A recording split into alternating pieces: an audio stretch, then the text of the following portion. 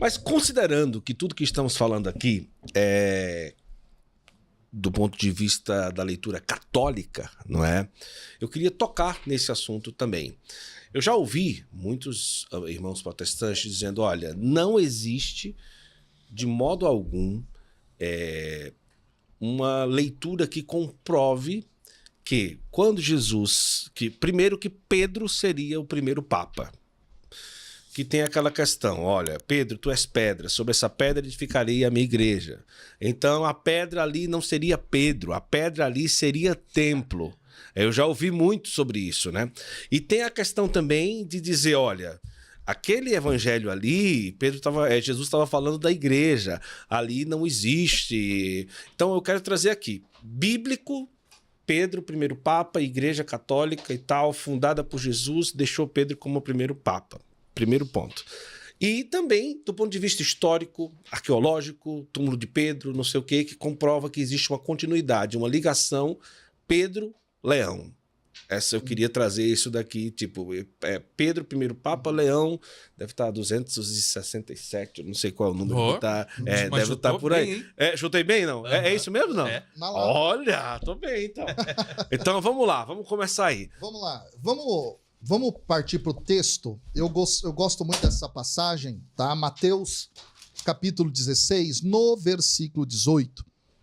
Em grego é kagódesso ilego, roticiei petros, kaiepitau tete petro, ikodomesso muteneclesia, kaipulai radu, e aí continua. A primeira parte, ela é muito importante. Kagó é a contração de cair, que é a conjunção. E, para você que está acompanhando, é o e. E ego, que é o pronome da primeira pessoa do singular. Ego. Inclusive, a gente tem a palavra egoísmo, egocentrismo, né? Ego. Então, aqui é uma contração. E eu, kagó em grego. Em português fica esquisito, né? Mas é assim que está no texto grego. Então, essa contração. Qual é o ponto aqui? Aparece o pronome. Ok?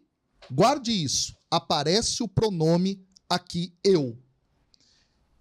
Em grego, não se utiliza o pronome a não ser quando você quer dar uma gravidade para aquilo que você está dizendo. Vamos dar alguns exemplos. Quando eu digo eu falo, em grego é legó. Eu não coloco ego, legó. Eu não uso o pronome eu. No próprio verbo, nós temos ali qual é a pessoa verbal. Se eu quiser dizer, por exemplo, eu vejo blepó, eu não coloco ego, blepó. E aqui, portanto, Jesus coloca o ego, eu.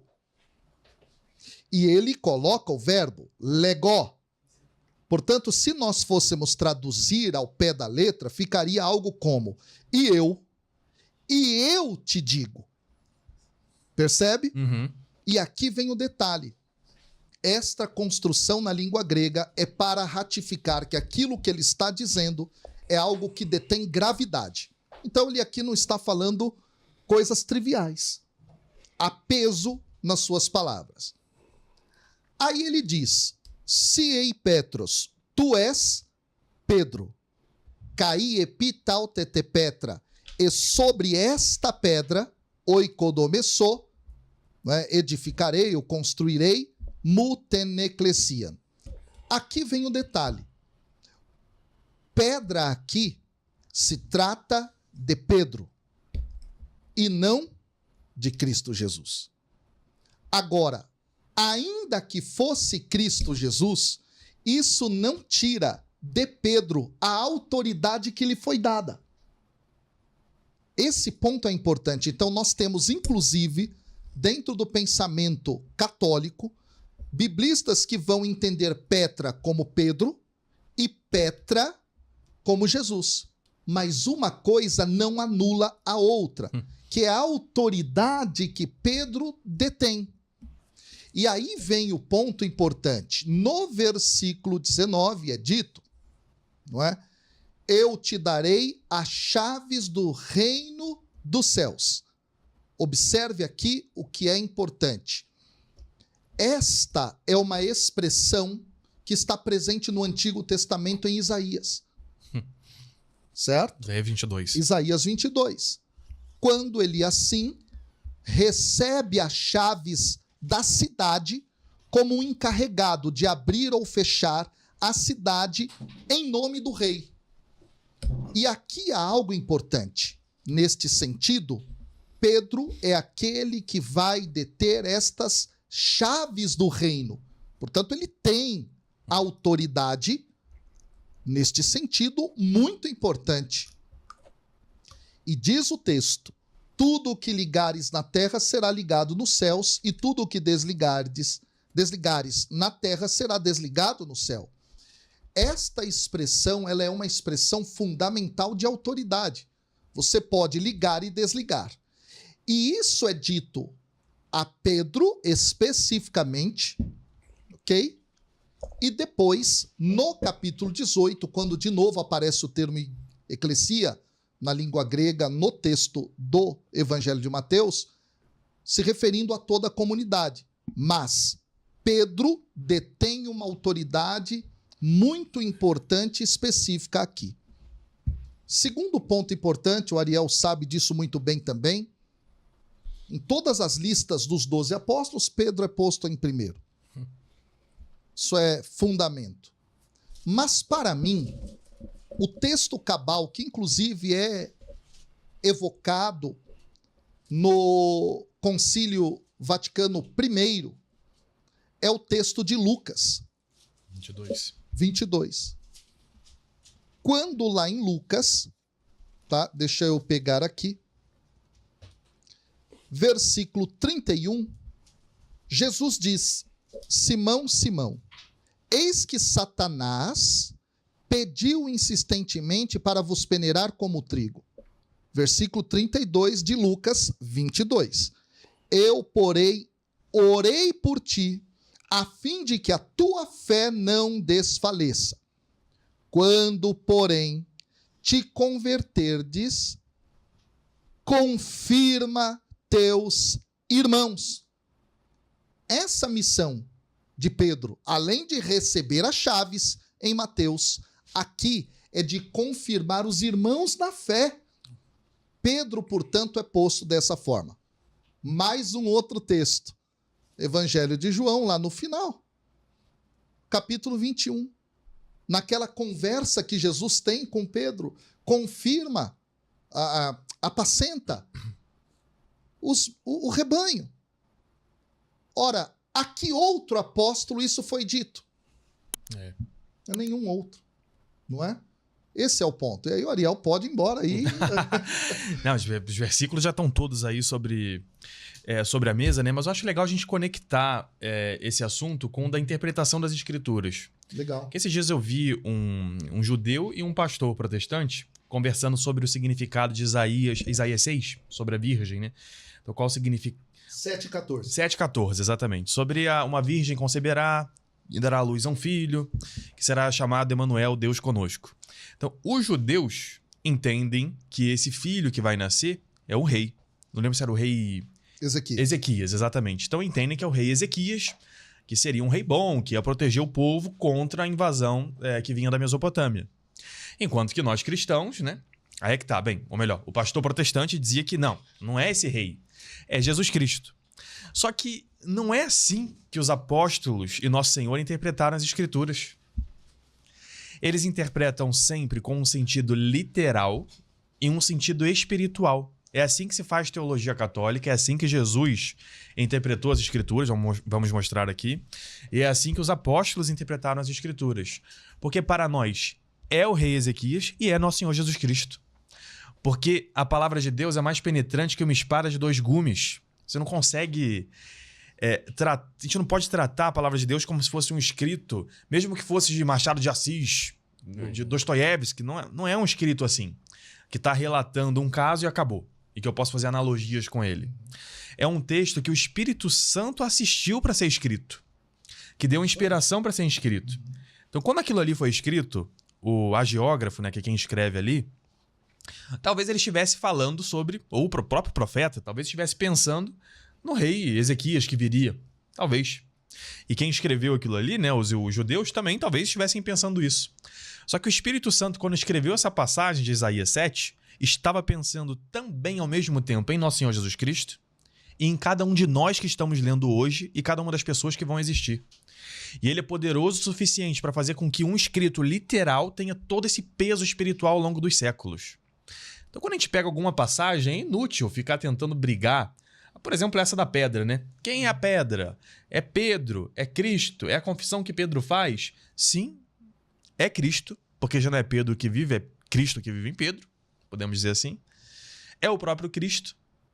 É a confissão de fé que ele faz. Somos cada um de nós que somos usados no edifício da igreja.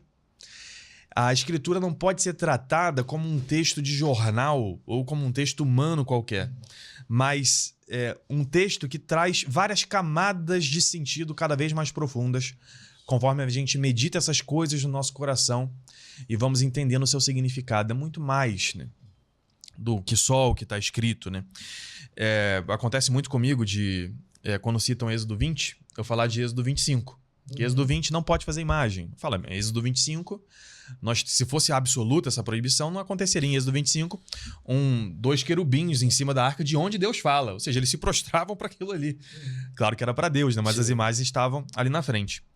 E os protestantes muitas vezes dizem isso, falam, não, isso aí é um texto descritivo. Não é um texto normativo, ou seja, não é para você fazer aquilo. É um texto que está só descrevendo. É uma parte da Bíblia que é figurante. Não é relevante para você na sua vida. Só que isso é uma invenção. O professor pode confirmar e dar mais precisão do que eu estou dizendo. Mas que é no século XVIII inventam esse tipo de interpretação. Mas não é assim que Jesus interpreta a Escritura. Eu vou até mostrar uma passagem aqui em Mateus, capítulo 12. Deixa eu ver se é Mateus capítulo 11 ou capítulo 12 aqui, em que ele fala... Mateus capítulo 12, exatamente, logo no início. Nós temos essa passagem aqui, ó. Naquele tempo, num dia de sábado, Jesus passou pelas plantações de trigo. Seus discípulos estavam com fome e começaram a arrancar espigas para comer. Vendo isso, os fariseus disseram-lhe, olha, os teus discípulos fazem o que não é permitido fazer no dia de sábado.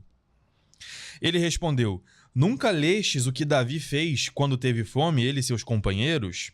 Ele está citando um episódio aqui de 2 Samuel. Entrou na casa de Deus e todos comeram os pães da oferenda, que nem ele nem seus companheiros, mas só o sacerdote podiam comer. Ou, aí vai dando outros exemplos aqui, mas veja, ele pegou um texto que os protestantes diriam que é um texto descritivo e tirou um sentido espiritual moral. Ele está ensinando aqui que a Escritura, além de descrever uma coisa que aconteceu lá no Antigo Testamento, ela também foi pensada para dar exemplo moral. Você sempre consegue tirar um exemplo moral dela. E não só um exemplo moral, no mesmo capítulo, ele fala do sinal de Jonas, no versículo 40. Ele diz, assim como Jonas esteve 3 dias e 3 noites no ventre da baleia, ele não está dizendo que não esteve, ou negando. Está dizendo, assim como ele esteve lá, assim também o Filho do Homem estará 3 dias e 3 noites no seio da terra, falando sobre a sua morte e ressurreição. É um sentido espiritual alegórico, falando de Jesus. E se a gente for para a carta de São Paulo aos Gálatas, ele faz aqui uma comparação para a gente no capítulo 4, no versículo 22. Ele diz assim, ó, com efeito está escrito que Abraão teve 2 filhos, um da escrava e outro da livre. Ele não tá negando que isso aconteceu, o sentido literal. Mas o filho da escrava nasceu segundo a carne, e o filho da livre nasceu em virtude da promessa. Esses fatos têm um sentido alegórico, pois essas mulheres representam as 2 alianças. Olha que legal aqui, ele tá dizendo... Perfeito, é. Ele tá dando um sentido alegórico quase contrário ao sentido literal aqui. Que ele está dizendo que os judeus hoje foram prefigurados na descendência de Ismael, na descendência de Agar, que era a descendência segundo a carne, e que os cristãos foram prefigurados na descendência de Sara, que é Isaac. Então veja, os apóstolos do nosso Senhor Jesus Cristo não interpretavam a Escritura com sentido descritivo, normativo, dogmático. Não, eles interpretavam com sentido literal e espiritual. E por isso é que nós não podemos ficar presos nessas briguinhas. É o rei Ezequias, é Jesus, são os 2. É Pedro, é Jesus, é a confissão de Pedro, somos nós, os 4. Precisamos ser fiéis à Escritura e manter o modo de interpretação de Jesus. Afinal de contas, ele é que tem autoridade para fazer a interpretação de tudo, né? Perfeito. E aí, só voltando numa questão legal que você trouxe, né? Quando é dito na passagem de Êxodo 25, olha, lá não se dá a ordem, não se pede, mas é só uma descrição, isso é falso. À medida em que, se você já olhar no versículo 10, nós temos o verbo assá colocado. Né? Farás. Farás também uma tampa de ouro puro. No versículo 18 de Êxodo 25. Farás 2 querubins de ouro. Ou seja, ele está dando, sim, a ordem para fazer. É verdade. Quer dizer, Tá no imperativo, aqui né? não tem como negar. A Tá? cita. Não tem como negar aqui o verbo assar posto aqui no texto. Então, aliás, é um texto em que ele vai trazer diversas vezes esse mesmo verbo, medida em que nos capítulos 25, 26, 27, 28, 29, 30, 31, 32, aí já é o bezerro ali. Mas nesses textos ele está ordenando o modo exato de como deve ser feito o tabernáculo. Muito bom. Assar. Assar que chama? Assar é o verbo fazer. Ó, tá vendo? No churrasco, a Assa. gente já entendeu, é uma ordem. Entendeu, amor? Isso aí eu tô muito obediente. No churrasco, assar é uma ordem. Aliás, o sacrifício é um churrasco. Mas Ah, é verdade. deixa pra depois. É verdade, né? É verdade. Um churrasco de carne e vegetais também. Mas, O Guto tá chutando e acertando toda hora. É, Guto muito acertando bom. aqui, inspirado, Rapaz, eu vou pelo dizer, Espírito muito bom, Santo. muito bom. Gostou desse vídeo do Santo Flow? Olha, então faz o seguinte, já se inscreve aqui no canal. Nós estamos trazendo sempre personalidades da nossa Igreja Católica, inclusive aqui ao lado tem 2 vídeos para você assistir agora de outros momentos muito especiais que nós tivemos aqui no nosso Santo Flow. Corre lá, aproveita.